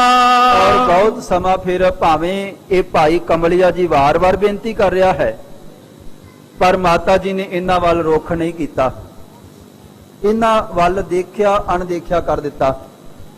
ਕਿਉਂਕਿ ਆ ਜਦੋਂ ਸਾਡੇ ਵੀ ਗੁਰੂ ਘਰਾਂ ਦੇ ਵਿੱਚ ਲੰਗਰਾਂ ਦੇ ਵਿੱਚ ਸੇਵਾ ਚੱਲਦੀ ਹੈ ਤੇ ਜਿਹੜੇ ਸਿੱਖ ਭਾਵਨਾ ਸਹਿਤ ਬੈਠੇ ਹੁੰਦੇ ਹਨ, ਜਿਹੜੇ ਵਰਤਾਉਣ ਵਾਲੇ ਉਹਨਾਂ ਦਾ ਹੀ ਖਿਆਲ ਰੱਖਦੇ ਹਨ। ਆ ਕਈ ਵਾਰੀ ਦੇਗ ਵਰਤ ਰਹੀ ਹੋਵੇ, ਵਰਤਾਉਣ ਵਾਲੇ ਦੀ ਇੱਛਾ ਹੁੰਦੀ ਹੈ ਕਿ ਜਿਹੜੀ ਸੰਗਤ ਪ੍ਰੇਮ ਸਹਿਤ ਬੈਠੀ ਹੈ ਇਹਨਾਂ ਨੂੰ ਲੰਗਰ ਦਿੱਤਾ ਜਾਵੇ, ਆ ਜਿਹੜੇ ਖੜੇ ਹਨ ਇਹਨਾਂ ਨੂੰ ਨਾ, ਕਿਉਂਕਿ ਮਰਿਆਦਾ ਤੋਂ ਬਾਹਰ ਹਨ। ਗੁਰੂ ਘਰ ਦਾ ਤਾਂ ਸਿਧਾਂਤ ਹੈ ਬੈਠ ਕੇ ਛਕਣਾ, ਇਹ ਖੜੇ ਹਨ, ਇਸ ਕਰਕੇ ਭਾਈ ਕਮਲਿਆ ਜੀ ਖੜਾ ਹੈ। ਮਾਤਾ ਜੀ ਹੁਣ ਵਿਚਲੀ ਰਮਜ ਨਹੀਂ ਜਾਣਦੇ, ਇਸ ਕਰਕੇ ਮਾਤਾ ਜੀ ਨੇ ਬਹੁਤ ਸਮਾਂ ਇਧਰ ਖਿਆਲ ਹੀ ਨਹੀਂ ਕੀਤਾ ਹੈ। ਬਹੁ ਨਰ ਕੋ ਦੇਤ ਪ੍ਰਬੀਨਾ। ਔਰ ਬੜੀ ਸਿਆਣਪ ਦੇ ਨਾਲ ਜਿਹੜੇ ਪੰਗਤਾਂ ਦੇ ਵਿੱਚ ਬੈਠੇ ਹੋਏ ਸਨ ਉਹਨਾਂ ਨੂੰ ਭੋਜਨ ਛਕਾਇਆ ਜਾ ਰਿਹਾ ਹੈ। ਪੁਨ ਜਾਚੋ ਮੋਕੋ ਦੀਜੈ। ਔਰ ਫਿਰ ਬਾਅਦ ਵਿੱਚ ਜਦੋਂ ਥੋੜਾ ਜਿਹਾ ਹੋਰ ਸਮਾਂ ਬਤੀਤ ਹੋਇਆ ਤੇ ਭਾਈ ਕਮਲਿਆ ਜੀ ਫਿਰ ਬੋਲ ਪਏ, ਕਹਿਣ ਲੱਗੇ ਹੇ ਮਾਤਾ ਜੀ ਵਾਰ-ਵਾਰ ਬੇਨਤੀ ਕਰ ਰਿਹਾ ਹਾਂ, ਬੈਠ ਮੈਂ ਸਕਦਾ ਨਹੀਂ, ਮੈਨੂੰ ਖੜੇ ਨੂੰ ਹੀ ਭੋਜਨ ਦੇ ਦੇਵੋ, ਮੈਂ ਖੜਾ ਹੀ ਇੱਥੇ ਪ੍ਰਸ਼ਾਦਾ ਛਕਣਾ ਚਾਹੁੰਦਾ ਹਾਂ। ਇਸ ਕਰਕੇ ਵਾਰ-ਵਾਰ ਦੁਬਾਰਾ ਫਿਰ ਅਰਜ ਭਾਈ ਕਮਲਿਆ ਜੀ ਵੱਲੋਂ ਮਾਤਾ ਜੀ ਨੂੰ ਕੀਤੀ ਗਈ ਹੈ। ਨੈ ਤਨਕ ਬਿਲਮ ਕੋ ਕੀਜੈ। ਔਰ ਕਹਿਣ ਲੱਗੇ ਬਹੁਤੀ ਦੇਰ ਨਾ ਲਾਓ, ਵਾਰ-ਵਾਰ ਮੈਂ ਬੇਨਤੀ ਕਰ ਰਿਹਾ ਹਾਂ, ਮੈਨੂੰ ਵੀ ਬਾਕੀ ਸੰਗਤ ਦੀ ਤਰ੍ਹਾਂ ਭੋਜਨ ਛਕਾਇਆ ਜਾਵੇ। ਗਨ ਸਿੱਖਨ ਬਾਟਤ ਸੋਈ। ਔਰ ਹੁਣ ਮਾਤਾ ਗੰਗਾ ਜੀ ਬਹੁਤ ਵੱਡੀ ਗਿਣਤੀ ਦੇ ਵਿੱਚ ਆਮ ਸ਼ਰਧਾਲੂ ਸੰਗਤ ਬੈਠੀ ਹੈ, ਉਹਨਾਂ ਨੂੰ ਸਾਰਿਆਂ ਨੂੰ ਇਹ ਸਾਰਾ ਕੁਝ ਵਰਤਾ ਰਹੇ ਹਨ। ਬਹੁਤ ਸੰਗਤ ਉਹਨਾਂ ਨੂੰ ਕਾਲੀ ਕਾਲੀ ਦੇ ਨਾਲ ਇਹ ਪ੍ਰਸ਼ਾਦਾ ਛਕਾ ਰਹੇ ਹਨ। ਜਿਤ ਮੈਂ ਅਤ ਕਾਹਲ ਹੋਈ। ਔਰ ਹੁਣ ਮਾਤਾ ਜੀ ਵਾਰ-ਵਾਰ ਪੰਗਤਾਂ ਦੇ ਵਿੱਚ ਪ੍ਰਸ਼ਾਦਾ ਛਕਾ ਰਹੇ ਹਨ। ਭਾਈ ਕਮਲਿਆ ਜੀ ਵਾਰ-ਵਾਰ ਬੇਨਤੀ ਕਰਦਾ ਹੈ ਕਿ ਮੈਨੂੰ ਵੀ ਪ੍ਰਸ਼ਾਦਾ ਦਿਓ। ਹੁਣ ਮਾਤਾ ਜੀ ਬੈਠਿਆਂ ਨੂੰ ਪ੍ਰਸ਼ਾਦਾ ਛਕਾ ਰਹੇ ਹਨ ਤੇ ਜਿਹੜਾ ਇਹ ਵਾਰ-ਵਾਰ ਬੇਨਤੀ ਕਰਦਾ ਹੈ, ਆਵਾਜ਼ ਦਿੰਦਾ ਹੈ। ਬਾਅਦ ਵਿੱਚ ਕਈ ਵਾਰ ਜਦੋਂ ਆਵਾਜ਼ ਆਈ ਤੇ ਮਾਤਾ ਜੀ ਦਾ ਮਨ ਥੋੜਾ ਜਿਹਾ ਕਾਲਾ ਪੈ ਗਿਆ, ਕਿਉਂਕਿ ਬੰਦਾ ਕਈ ਵਾਰੀ ਸੇਵਾ ਕਰਦਾ ਹੋਵੇ ਇਸ ਤਰ੍ਹਾਂ ਹੋ ਜਾਂਦਾ ਹੈ ਕਿ ਭਾਈ ਤੂੰ ਮਰਿਆਦਾ ਹੁਣ ਇਹ ਜਿਹੜਾ ਬੈਠ ਕੇ ਲੰਗਰ ਛਕਣਾ ਹੈ, ਇਹ ਬਹੁਤ ਨਿਰਾਲਾ ਗੁਰਮਤ ਦਾ ਸਿਧਾਂਤ ਹੈ। ਐ ਚੌਂਕੜਾ ਮਾਰ ਕੇ ਪੰਗਤ ਦੇ ਵਿੱਚ ਸਿੱਧਾ ਬੈਠ ਕੇ ਪ੍ਰਸ਼ਾਦਾ ਛਕਣਾ ਗੁਰੂ ਘਰ ਦੇ ਵਿੱਚ ਪੰਗਤ ਦਾ ਸਿਧਾਂਤ ਹੈ।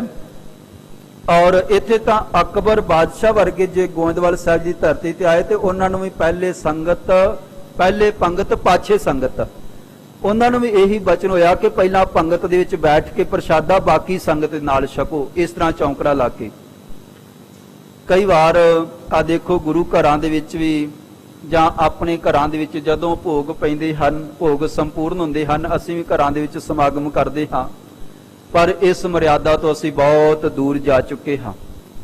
ਜਿਹੜਾ ਪੰਗਤ ਦੇ ਵਿੱਚ ਬੈਠ ਕੇ ਪ੍ਰਸ਼ਾਦਾ ਛਕਣਾ ਹੈ, ਅਸੀਂ ਟੈਂਟ ਲਾ ਲੈਂਦੇ ਹਾਂ, ਹੋਰ ਕਈ ਕੁਝ ਕਰ ਲੈਂਦੇ ਹਾਂ। ਇਹ ਜਿਹੜਾ ਗੁਰੂ ਦਾ ਸਿਧਾਂਤ ਸੀਗਾ, ਗੁਰੂ ਕੀ ਮਰਿਆਦਾ ਸੀਗੀ, ਇਸ ਤੋਂ ਅਸੀਂ ਬੜਾ ਦੂਰ ਜਾ ਚੁੱਕੇ ਹਾਂ। ਦੇਖੋ ਇਹ ਜਿਹੜਾ ਸਾਨੂੰ ਗੁਰਮਤ ਨੇ ਬਹੁਤ ਨਿਰਾਲਾ ਸਿਧਾਂਤ ਦਿੱਤਾ ਹੈ। ਕਈ ਵਾਰੀ ਮਨ ਦੇ ਵਿੱਚ ਖਿਆਲ ਪੈਦਾ ਹੁੰਦਾ ਹੈ ਕਿ ਇਸ ਤਰ੍ਹਾਂ ਪੰਗਤ ਦੇ ਵਿੱਚ ਚੌਂਕੜੀ ਮਾਰ ਕੇ ਪ੍ਰਸ਼ਾਦਾ ਕਿਉਂ ਛਕਣਾ ਹੈ। ਦਾਸ ਕਿਉਂਕਿ ਮਨ ਦੇ ਵਿੱਚ ਥੋੜਾ ਜਿਹਾ ਖਿਆਲ ਆਇਆ ਹੈ ਤੇ ਇਹ ਬੇਨਤੀ ਕਰ ਜਾਵੇ।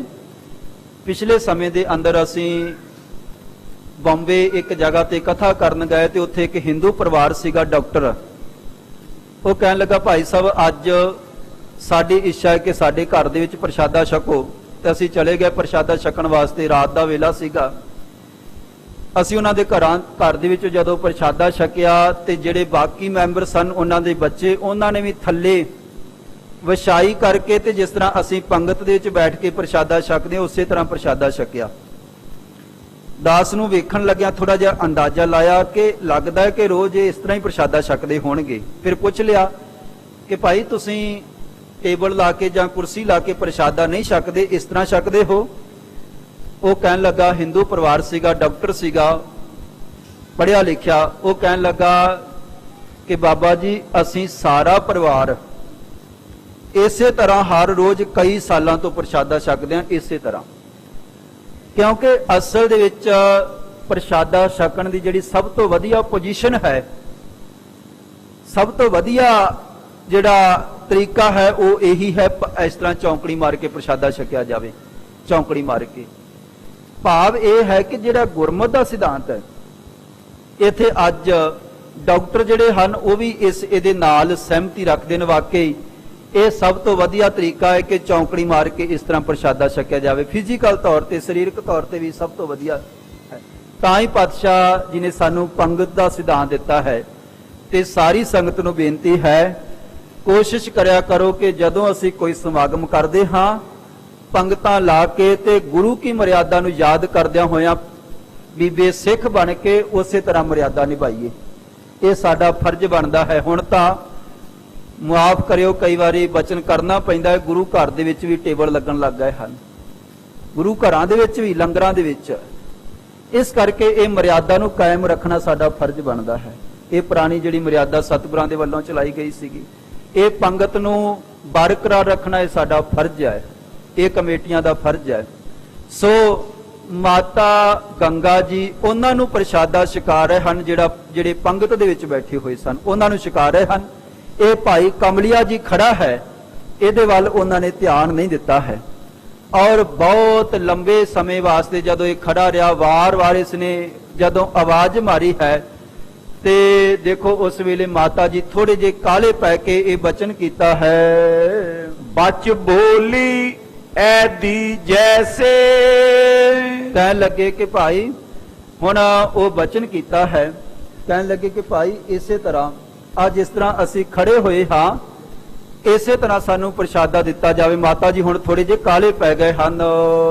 ਬਚ ਬੋਲੀ ਐਦੀ ਜੈਸੇ ਰਹਿ ਖਰੋ ਜਾਚ ਤੋ ਐਸੇ।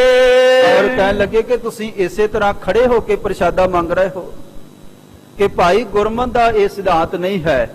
ਤੁਸੀਂ ਖੜੇ ਹੋ ਕੇ ਵਾਰ-ਵਾਰ ਬੇਨਤੀਆਂ ਕਰ ਰਹੇ ਹੋ। ਇਹ ਬਚਨ ਸੁਣ ਕੇ ਤੇ ਮਾਤਾ ਜੀ ਥੋੜੇ ਜਿਹੇ ਕਾਲੇ ਪਏ ਹਨ। ਨੈ ਬੈਠੇ ਧੀਰਜ ਪਾਈ। ਔਰ ਕਹਿਣ ਲੱਗੇ ਤੁਸੀਂ ਬੈਠ ਕੇ ਧੀਰਜ ਦੇ ਨਾਲ ਪ੍ਰਸ਼ਾਦਾ ਛਕੋ, ਬੈਠ ਕੇ ਜਿਸ ਤਰ੍ਹਾਂ ਆ ਬਾਕੀ ਸਾਰੀ ਸੰਗਤ ਛਕ ਰਹੀ ਹੈ, ਇਸੇ ਤਰ੍ਹਾਂ ਤੁਸੀਂ ਪ੍ਰਸ਼ਾਦਾ ਛਕੋ ਜੀ। ਲੈ ਵਰਤੈ ਭੋਜਨ ਖਾਈ। ਔਰ ਕਹਿਣ ਲੱਗੇ ਬਹੁਤ ਸਾਰਾ ਭੋਜਨ ਵਰਤ ਰਿਹਾ ਹੈ। ਸੰਗਤ ਬੇਅੰਤ ਆ ਰਹੀ ਹੈ ਤੇ ਪੰਗਤਾਂ ਦੇ ਵਿੱਚ ਬੈਠ ਕੇ ਛਕ ਕੇ ਜਾ ਰਹੀ ਹੈ। ਤੁਸੀਂ ਵੀ ਇਸੇ ਢੰਗ ਦੇ ਨਾਲ ਬਾਕੀ ਸੰਗਤ ਦੀ ਤਰ੍ਹਾਂ ਬੈਠ ਕੇ ਪ੍ਰਸ਼ਾਦਾ ਛਕੋ ਜੀ। ਇਮ ਕਹਿ ਕਰ ਦਿਓ ਆਹਾਰਾ। ਔਰ ਹੁਣ ਇਸ ਤਰ੍ਹਾਂ ਬਚਨ ਕਹਿੰਦਿਆਂ ਹੋਇਆਂ ਮਾਤਾ ਗੰਗਾ ਜੀ ਨੇ ਉਹਨਾਂ ਨੂੰ ਨਾਲੇ ਤਾਂ ਪ੍ਰਸ਼ਾਦਾ ਦੇ ਦਿੱਤਾ ਹੈ, ਨਾਲੇ ਕਹਿ ਦਿੱਤਾ ਥੋੜਾ ਜਿਹਾ, ਕਿਉਂਕਿ ਕਾਲ ਦੇ ਵਿੱਚ ਆ ਗਏ ਹਨ, ਤੇ ਕਹਿਣ ਲੱਗੇ ਕਿ ਭਾਈ ਤੁਸੀਂ ਤੁਰਕਾਂ ਦੀ ਤਰ੍ਹਾਂ ਜਾਂ ਹੋਰਨਾਂ ਲੋਕਾਂ ਦੀ ਤਰ੍ਹਾਂ ਮਰਿਆਦਾ ਨੂੰ ਭੰਗ ਕਰਕੇ ਤੇ ਇਸ ਤਰ੍ਹਾਂ ਪ੍ਰਸ਼ਾਦਾ ਮੰਗ ਰਹੇ ਹੋ। ਥੋੜਾ ਜਿਹਾ ਗੁੱਸੇ ਦੇ ਵਿੱਚ ਆ ਗਏ ਤੇ ਕਾਲੀ ਦੇ ਨਾਲ ਕਰਕੇ ਕਹਿਣ ਲੱਗੇ ਮਰਿਆਦਾ ਭੰਗ ਕਰਕੇ ਤੁਸੀਂ ਪ੍ਰਸ਼ਾਦਾ ਛਕ ਰਹੇ ਹੋ। ਪਰ ਤਾਂ ਵੀ ਕਿਉਂਕਿ ਵਾਰ-ਵਾਰ ਬੇਨਤੀਆਂ ਕਰ ਰਿਹਾ ਹੈ, ਇਹ ਨਿਰਾਸ਼ਾ ਵੀ ਨਾ ਚਲਿਆ ਜਾਵੇ। ਮਾਤਾ ਜੀ ਨੇ ਹੁਣ ਖੜੇ ਨੂੰ ਹੀ ਪ੍ਰਸ਼ਾਦਾ ਦੇ ਦਿੱਤਾ ਹੈ। ਲੈ ਅਚਵੇ ਉਠਾਂਡੇ ਸਾਰਾ। ਔਰ ਇਸ ਭਾਈ ਕਮਲਿਆ ਜੀ ਨੇ ਉੱਥੇ ਖੜਿਆ ਖੜਿਆ ਹੀ ਉਹ ਜਿਹੜਾ ਪ੍ਰਸ਼ਾਦਾ ਛਕ ਲਿਆ ਹੈ। ਕਰ ਪਾਣੀ ਪਾਨ ਪਖਾਰੇ। ਔਰ ਬਾਅਦ ਵਿੱਚ ਜਲ ਛਕਿਆ, ਹੱਥ ਸਾਫ਼ ਕੀਤੇ, ਮੁਖ ਸਾਫ਼ ਕੀਤਾ ਹੈ। ਇਸ ਤਰ੍ਹਾਂ ਭਾਈ ਕਮਲਿਆ ਜੀ ਨੇ ਪ੍ਰਸ਼ਾਦਾ ਛਕ ਕੇ ਜਲ ਪਾਨ ਕੀਤਾ ਹੈ। ਪੁਨ ਤੈ ਤੇ ਨਿਕਸ ਪਧਾਰੇ। ਉਸ ਪੰਗਤ ਵਾਲੀ ਜਗ੍ਹਾ ਤੋਂ, ਲੰਗਰ ਵਾਲੀ ਜਗ੍ਹਾ ਤੋਂ ਬਾਹਰ ਨਿਕਲ ਕੇ ਪਾਤਸ਼ਾਹ ਧੰਨ ਗੁਰੂ ਅਰਜਨ ਦੇਵ ਜੀ ਦੇ ਚਰਨਾਂ ਦੇ ਵਿੱਚ ਜਾਣ ਲੱਗੇ ਹਨ। ਸ੍ਰੀ ਅਰਜਨ ਕੇ ਢਿਦ ਆਇਓ। ਔਰ ਚੱਲਦੇ ਹੋਏ ਦੁਬਾਰਾ ਫਿਰ ਪ੍ਰਸ਼ਾਦਾ ਛਕ ਕੇ ਪਾਤਸ਼ਾਹ ਗੁਰੂ ਅਰਜਨ ਦੇਵ ਜੀ ਦੇ ਚਰਨਾਂ ਦੇ ਵਿੱਚ ਪਹੁੰਚ ਚੁੱਕੇ ਹਨ। ਹੋਏ ਦੀਜੇ ਬਾਕ ਅਲਾਇਓ।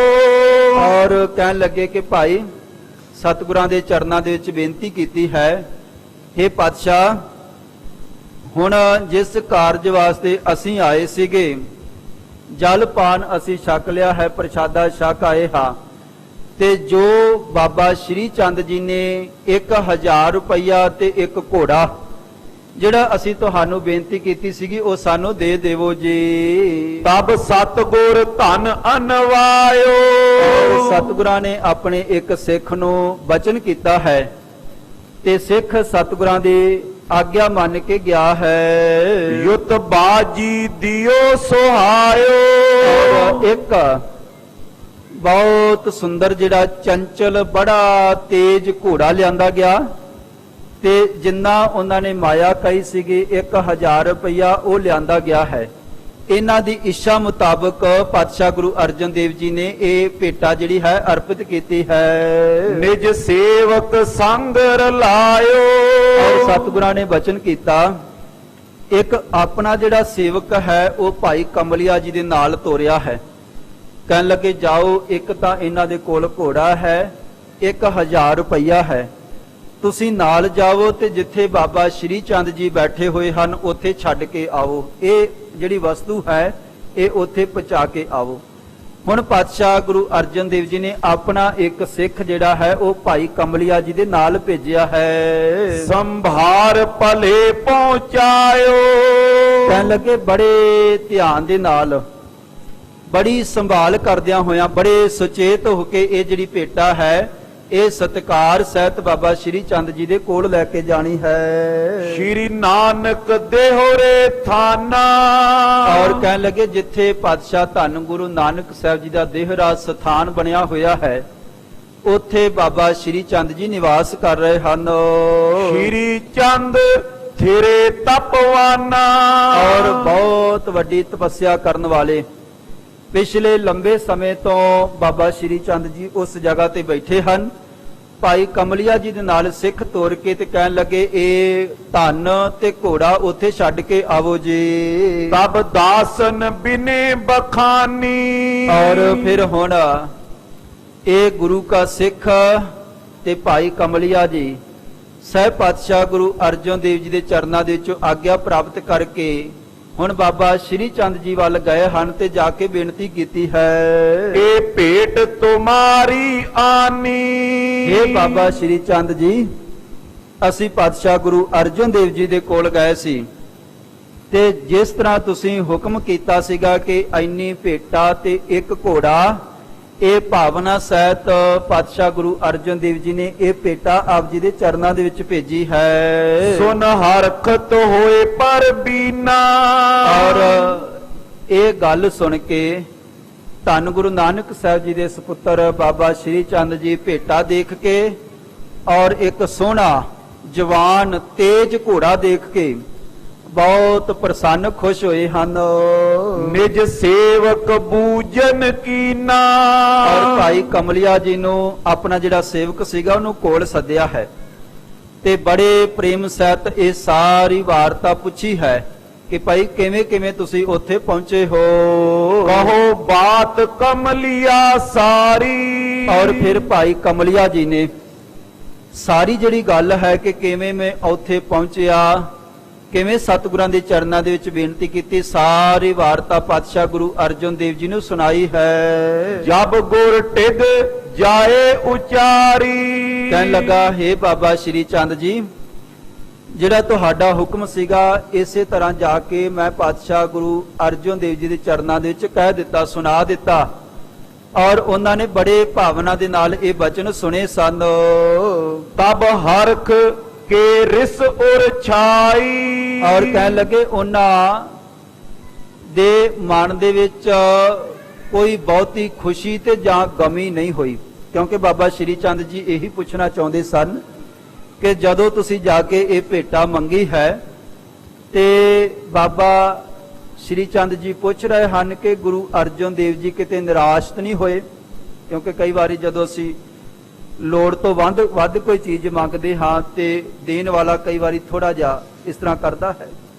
ਕਹਿਣ ਲੱਗੇ, ਜਦੋਂ ਤੁਸੀਂ 1000 ਰੁਪਇਆ ਜਾ ਕੇ ਕਿਹਾ ਤੇ ਜਾਂ ਘੋੜਾ ਕਿਹਾ, ਪਾਤਸ਼ਾਹ ਗੁਰੂ ਅਰਜਨ ਦੇਵ ਜੀ ਨੇ ਕਿਸ ਵਿਧੀ ਦੇ ਨਾਲ ਇਹ ਜਿਹੜੀ ਭੇਟਾ ਹੈ ਉਹ ਦਿੱਤੀ ਹੈ। ਕਿਮ ਕਹਿ ਕਰ ਭੇਟ ਪਠਾਈ। ਔਰ ਕਿੰਨੀ ਕੋ ਉਹਨਾਂ ਦੇ ਅੰਦਰ ਭਾਵਨਾ ਸੀਗੀ, ਕਿਹੜੀ ਵਿਧੀ ਦੇ ਨਾਲ, ਕਿਸ ਤਰ੍ਹਾਂ ਦਾ ਉਹਨਾਂ ਦਾ ਵਰਤਾਓ ਸੀਗਾ, ਇਹ ਸਾਰਾ ਸੁਣਾਵੋ ਜੀ। ਰਹਿ ਠਾਂਡੋ ਕੇ ਤਿਸ ਕਾਲਾ।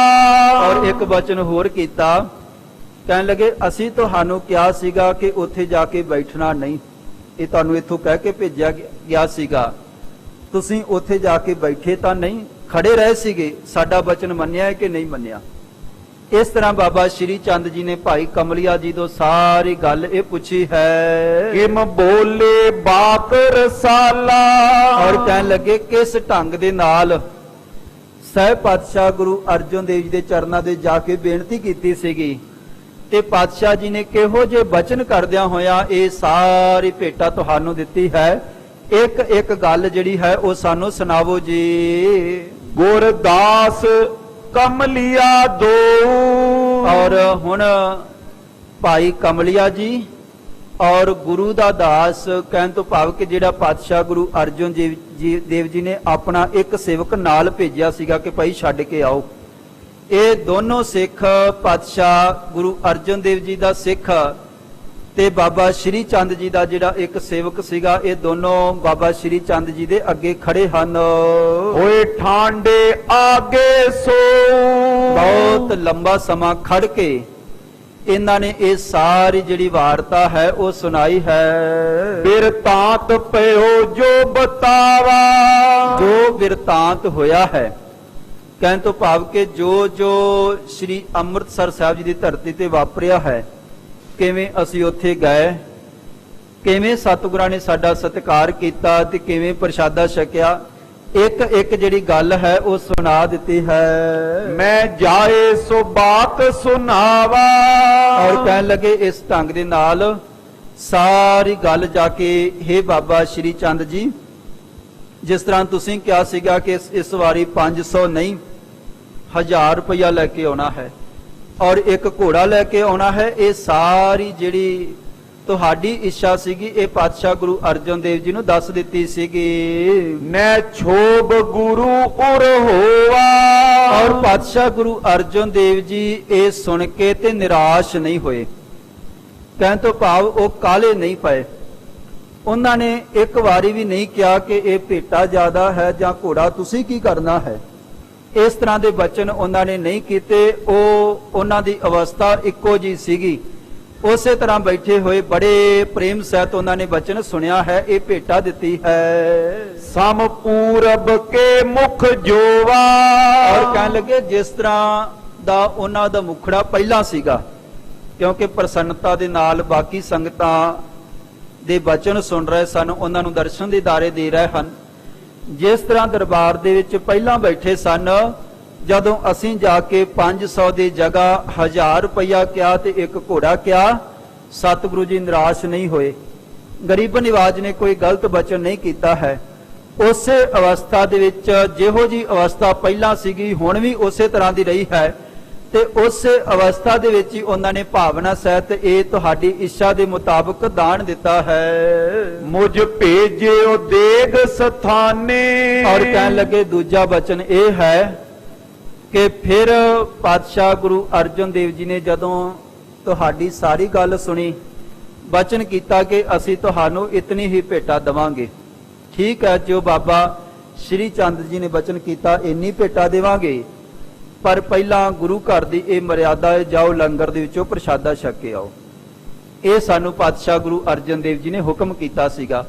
ਅਸੀਂ ਜਾ ਕੇ ਤੁਹਾਡੇ ਵੱਲੋਂ ਬੇਨਤੀ ਕੀਤੀ, ਫਿਰ ਪਾਤਸ਼ਾਹ ਜੀ ਨੇ ਸਾਨੂੰ ਲੰਗਰ ਦੇ ਵਿੱਚ ਭੇਜਿਆ ਹੈ। ਸ਼੍ਰੀ ਗੰਗਾ ਤੈ ਵਰਤਾਵੇ।